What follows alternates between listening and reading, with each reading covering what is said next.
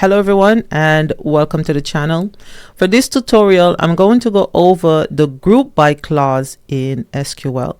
Now, if you are a data analysis developer or programmer, you would know the group by clause is one of the most used clause apart from the select and where clause in SQL. Now, the group by clause allows you to divide or group rows in a table into smaller groups. The group by clause is different from the distinct clause. The distinct clause just helps to eliminate or remove duplicates from your table, whereas the group by clause, it will group data or rows into a particular section. If I run this query, select job ID, salary, and let's do department ID.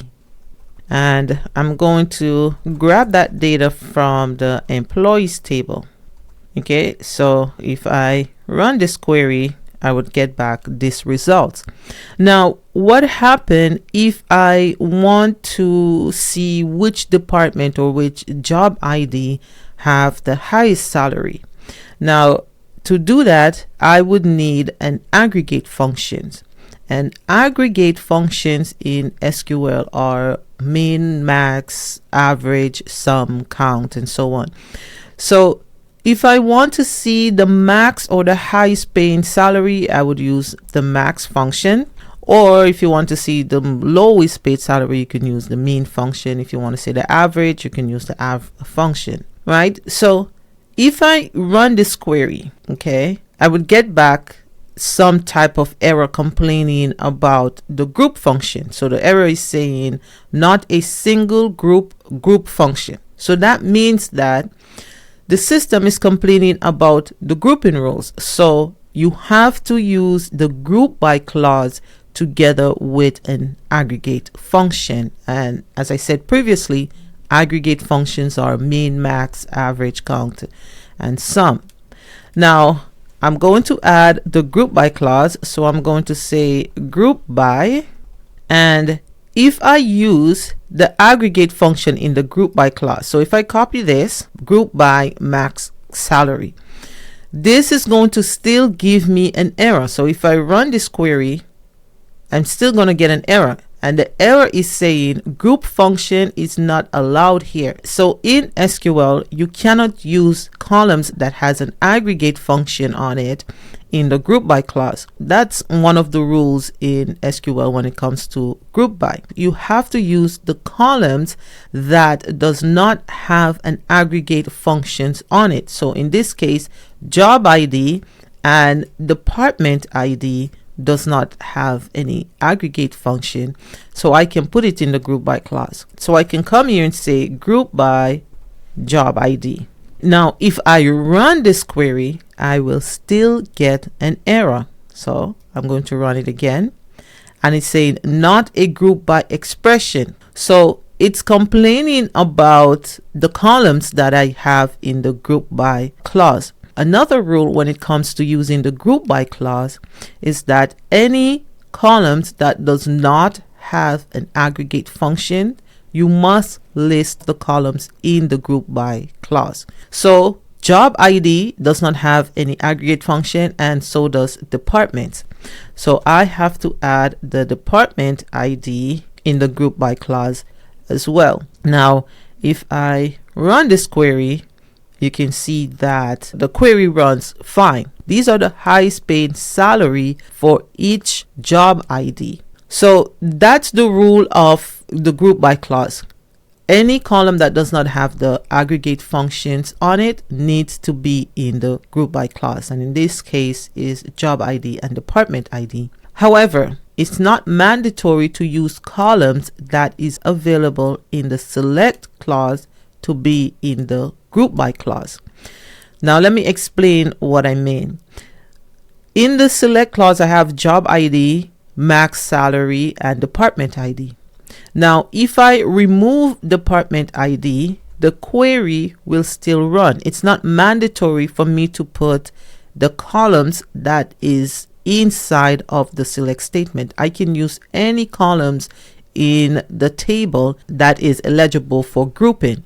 For example, you cannot group employee ID. Employee ID is a unique ID, so you cannot group that. However, I can group job ID, I can group manager ID, I can group department ID, and so on. Now, going back to what I was saying about the select statement, it's not a must that you put the column in the select clause if you want to group that column or perform some type of grouping on that column. So I remove the department ID. So now I can still group by department ID. If I run this query, it will still work, but it's not going to display on the screen, but it will still group. So if I remove job ID and I want max salary and I want to group by department ID, and I'm going to remove the job ID from here as well. Now if I run this query, it will still work for me. Now if I come here and I want to see the department's ID display, run the query again, it will show me the departments here. It will group it for me. So instead of grouping by job ID, now it's grouped by department ID. So now I can see the max salary for each department. The next rule with group by is using the where clause. I'm going to put back job ID, and in the group by clause, I'm also going to put back job ID as well. Now, if I want to see the average salary, I'm going to remove max and just put av and run the query again. It will show me the average salary for each job ID. Now, if I just want to see the average salary that is greater than 9,000, if I come here and say where average salary is greater than 9,000. Now, if I run this, I will get back an error. So it says the grouping function is not allowed. Now, this is a thing with SQL. When using the group by clause, you cannot use the where clause to restrict groups. So in the where clause, you cannot have av salary or max salary or mean salary, any of the aggregated functions together with the where clause. Now, in order for you to see the average salary greater than 9,000, you would have to use the having clause. So I'm going to comment out the where clause, and in the bottom of the group by, I'm going to say having. And now I can say average salary greater than 9,000. Right? Now, if I run this query now, the result is the average salary that is greater than 9,000. Let's go back to the where clause. You can use the where clause, but just not with aggregated function. However, the results will not be the same. Now let me show an example of this. I'm going to uncomment the where clause. I'm going to comment the having clause. And instead of saying average salary, I'm just going to say salary, where salary is greater than 9,000. Now, take a look at the results when we run the having clause. Okay, so I'm going to run it. We have SA rep. When we use the having clause, this did not show up, right?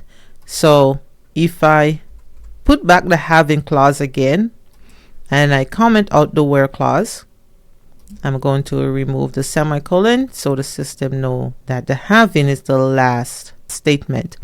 Now I'm going to run this again. Now pay attention to number 3, right? I'm going to run the query again and look at that. For aggregate function, if I say having salary greater than 9,000 and I run this, you see it will give me an error, right? Because a having clause is for aggregate function. So if I want salary greater than 9,000 without any aggregate function, then you can use the where clause.